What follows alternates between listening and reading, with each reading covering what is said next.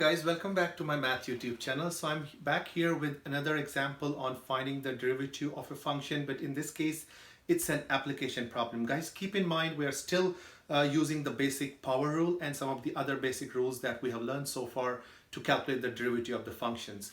Guys, for this particular application problem, we again have to go back to the basic idea that the derivative of a function is same as the slope of the tangent line. So that is something that one has to know and understand in order to actually solve or answer this particular application problem. So let's look at this particular problem and then we can talk about the solution methods. Guys, I already have this function and just to visualize this, I have a graph of this function as well. So this is my graph of this given function and we're interested in finding or writing the equation of a tangent line, and I have tried to draw that tangent line which passes through this point when x equals to 1. So this is like right here, it is just touching that curve or touching that graph at just that point. So we want to write the equation of that tangent line. But guys, the first thing one has to kind of go back and review or recall is the fact that how does one write the equation of a line, or in this case it's going to be a tangent line.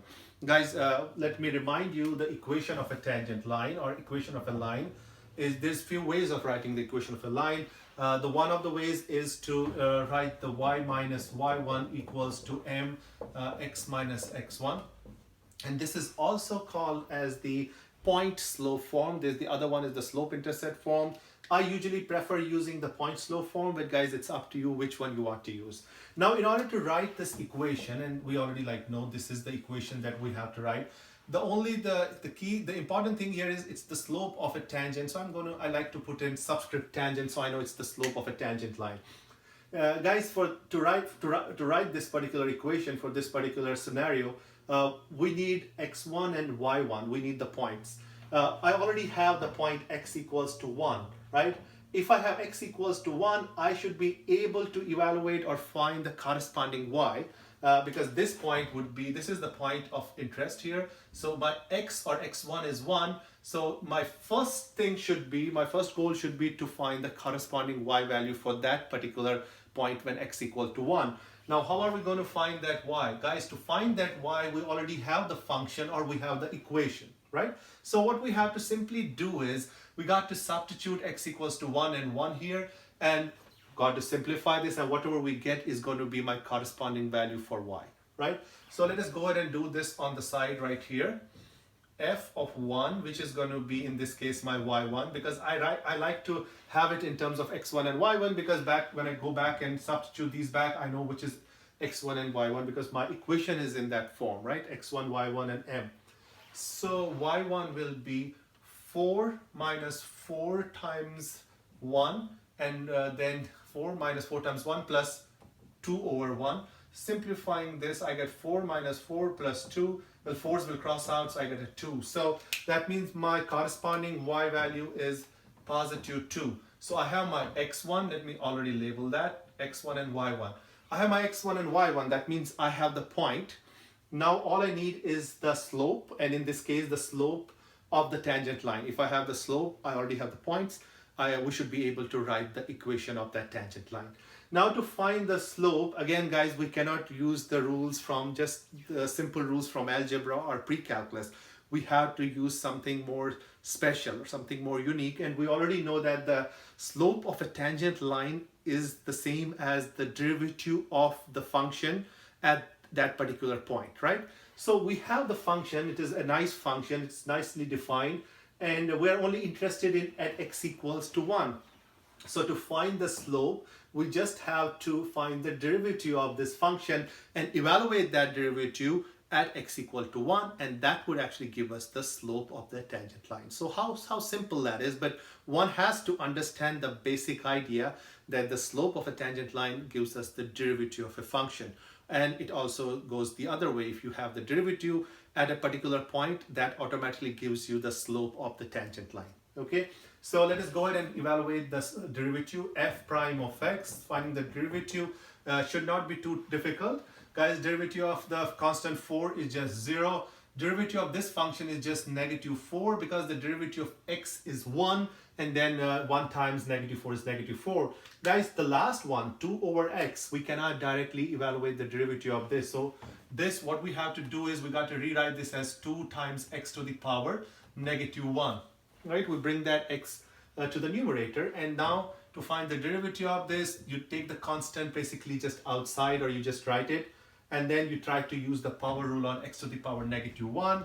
It's not too difficult. You just have to bring the -1 up front, and then x to the power n minus 1. -1 minus 1 is going to give me -2. Let us simplify further.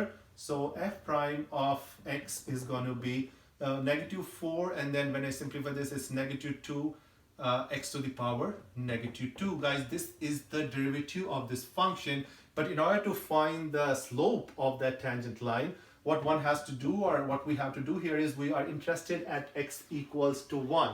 So I just have to substitute x equals to 1 and basically just evaluate this at x equals to 1. That's going to be -4 minus 2 times 1 to the power -2, which is, we know 1 to the power, any 1 to any power is going to be 1. So it is -4 minus 2, which is -6, and that is my slope of the tangent line. Guys, we have the point, we have the slope, and we should be able to finally write the equation of the line. So let me get rid of this space, so we'll have enough space to finally write the equation of the line. Guys, the equation of the line in the standard, in the slope intercept form, the general form is already here, so I'm just rewriting this. Only I'm substituting the what I'm doing, I'm substituting the values for the point x1, y1 and the slope. So it's going to be y minus y1. What is my y1? Y1 is +2. I have already identified and labeled them, equals to m tangent, which is the slope, which is -6. And again, then I have in the parentheses x minus x1, which is 1.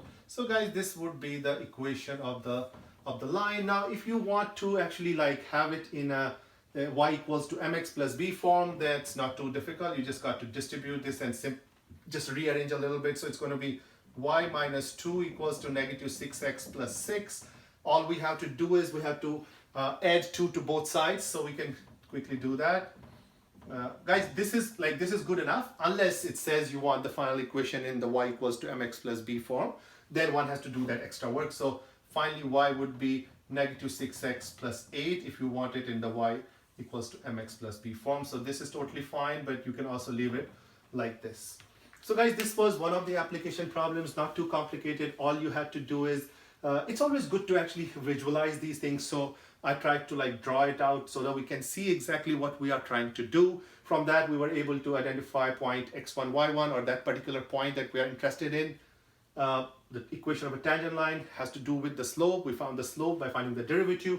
We just substitute these things back in the equation, and here we have the equation.